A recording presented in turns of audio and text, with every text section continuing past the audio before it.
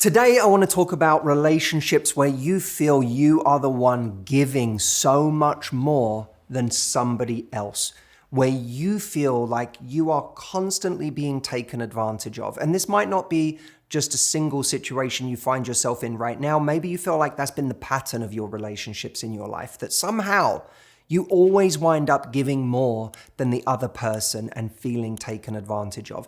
That is what we are going to talk about today. Now, I want to start by helping us understand why this might be happening. What's really going on here? Let's run the scenario through. We find ourselves dating or in a relationship with someone. They are not giving as much as we are. And then we get frustrated. Maybe they start as internal complaints or hurt. Maybe we voice them to our friends or the people around us. But it becomes much harder to speak them to the person who's not giving us what we want. Why is that? Well, we're afraid that if we rock the boat, we might ruin this thing that we're really enjoying. We're afraid we might lose this person if we start asking for too much. Maybe on a deeper level, we feel we're not worthy of asking for more. But it becomes extremely difficult to have that conversation that could actually lead to us getting more. So for a lot of people, they don't have the conversation at all. And they continue to complain to their friends or to feel internally unhappy while never actually mentioning what their frustrations are.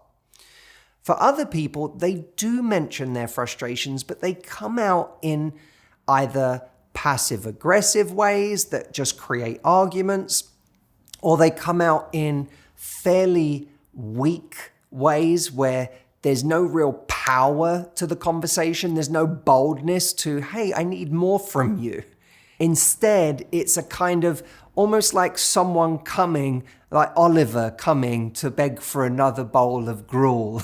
Like, please, sir, can I have some more? It's that feeling of, I hope you will give me more, but it's okay if you don't. But please, could you give me more?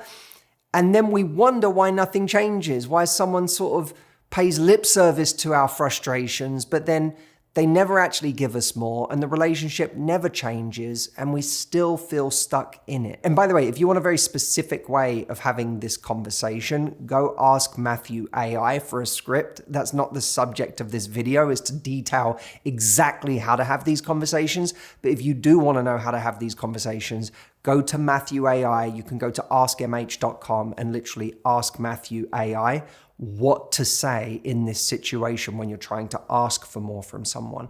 Before we ever come to the negotiating table of wanting more from a relationship, we have to be connected to our value in the relationship.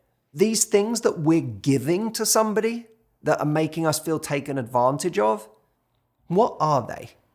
And why are they awesome? Why are they great? What do you bring to somebody? Even as I'm speaking it right now, you can make a list. What is it you bring to someone? And don't just make a list like it's a shopping list. Really connect to each thing. You know, I bring someone an incredible amount of empathy and compassion. I don't judge them. I see them for who they really are. I don't just value them on the things that the world thinks are impressive about this person. I value them on an even deeper level. I really see this person on a level that other people don't. I acknowledge who they are in their heart, in their soul. I have an uncommon level of generosity to this person. I have an uncommon level of kindness. I'm an amazing teammate. This person comes to me with a problem, with a challenge. I am there. I rally. What are the things you bring to this person? Really get connected to them, because when you get connected to them, that becomes your greatest form of leverage, is that you know your value. You know how special that light that you're shining in someone's direction is. And you start to feel that, oh my God, I could be pointing this light in any direction. This light could be going to somebody else, but I'm choosing to give it to you. And if I'm choosing to give it to you, then I better get your light in return on the same level. So when you connect to your value and the value you're providing, all of these wonderful things you bring to somebody, your power comes from that. You might even start having this little like righteous indignation. How dare they not give me as much as I'm giving them? You know how valuable this thing is I'm giving you? You know how valuable this love, this energy, this intimacy is that I'm giving you? That's a good place to start from, feeling that. That doesn't mean you go to them angry. It just means you go to them feeling powerful and knowing that your ultimate leverage is that you can walk away if this person can't bring it in return. And when you know the value of what you're bringing, you're much more prepared to walk away when you're not getting it in return. But, and this is a big but, the hard reality of where a lot of people stand right now, a lot of people who are watching this video right now, the hard reality of where you stand for so many of you is that there is a deeper level of insecurity that says, I don't think what I'm bringing to the table is that valuable. You know, I don't feel special. I don't feel attractive. I don't feel as good as half the world out there of people who this person I'm dating could have as an option.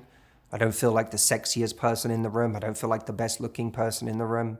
Not even close. I don't feel like I have those qualities that the world really values or calls attractive.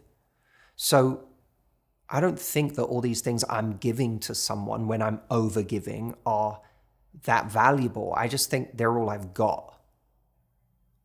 So I just give all of this to somebody and then I ask for very little in return because I'm afraid that if I start asking for more, then they're going to wake up to the fact that I'm not special and that I'm not worth meeting those demands for. And then they're going to leave. Now, not all of this happens at a conscious level. A lot of it happens at an unconscious level. But what's interesting is that when we're coming from this place, we've made our value not all of the things that we give to someone, or not just all of the things we give to someone.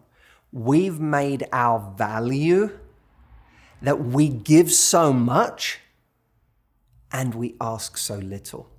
It's like you go, what's my unique value proposition? You'll get everything and I'll ask for nothing. But that is a race to the bottom when it comes to having value. And it means, this is the really sad thing, is someone actually stops putting any real value on us because our value doesn't come at a price. But how do you get out of this rut when you feel like you're not a remarkable person, when you feel like you don't have anything special to give?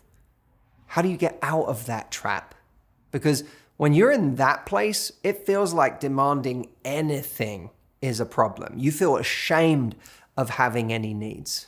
First, we have to realize that any relationship where we're not fulfilled because we're giving and giving and giving and we're not getting back is one where we're unhappy and will remain unhappy. It's also a relationship that's already broken. So don't worry, you can't break it. If you having a conversation about what you need spells the end of that relationship, you didn't break it. It was already broken. We were just hiding from the fact that it was broken. A lot of us, we choose people who don't have the bandwidth for somebody else, don't have the capacity to think about somebody else, who just want to take. And in the beginning, we're so worried about getting that person that we never make a fuss about the fact that it feels uneven. We're just like, let me just get them. I'll worry about getting my needs met later. And then we get them. But we're in an unhappy situation that's broken. But as long as we don't have any needs, we never really reveal the way that it's broken. And I know so many people watching this video will relate to this. It was when you started to actually ask for things, when you actually started to advocate for your needs, that was when the relationship fell apart. Right? If you were in a room right now, I'd have you put your hand up and tell me if you related to that. I know so many of you all over the world who are watching this will relate to that. The moment I started asking for things was the moment the relationship went to pieces. That was the moment they left. Right? That was a relationship that was already broken. But we hide from the fact that it's broken by having no needs. It doesn't mean it's not broken. Recognizing that you are unhappy now and will remain unhappy in a broken situation is a great way to get the confidence to actually go and finally ask for what you want.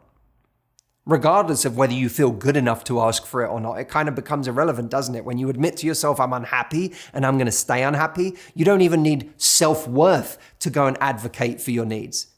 Just an honest look at reality. But here's the second truth that's really important. Our value doesn't just come from what we're able to give someone. Our value comes from the value we put on that giving. Whenever we're comparing ourselves to other people and going, I don't feel as good as that person. I just don't feel like I'm not special. What do I have that somebody else doesn't? Yes, I give a lot to somebody, but anyone could do that. We're missing a fundamental point. And that is that we decide what our value is. We decide the value to place on ourselves. So many of us are looking for the world to determine how valuable we are. But according to who? Says who? We decide what our value is, and then we tell it to the rest of the world. So when you give to someone, you give, but you also say, I know the value of these things that I'm giving. And if you don't recognize the value of that, I'm going to take that value and I'm going to take it elsewhere. We put the value on it. And ironically, when we do that, the value of everything we have to give actually goes up.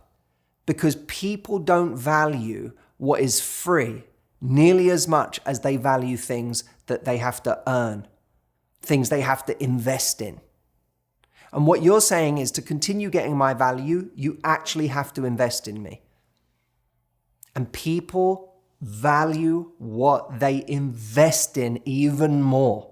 If confidence, which is a big part of what we're talking about in this video, is something that you realize is fundamental to your progress in your love life right now, and without it, you're going to continue to get into situations that are unequal, where people don't treat you right, and where those situations go on for way too long. Come with me right now, having watched this video, and take a 1-hour free training that I have put together for you called Dating with Results.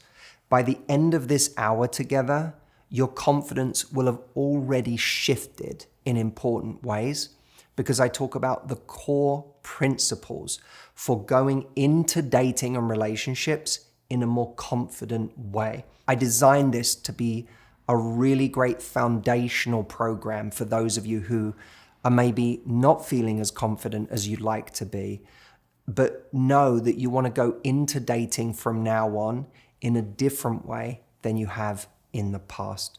So go check it out. Datingwithresults.com is the link. It's completely free and you can watch it right now. Thank you for watching this video, and I'll see you next time.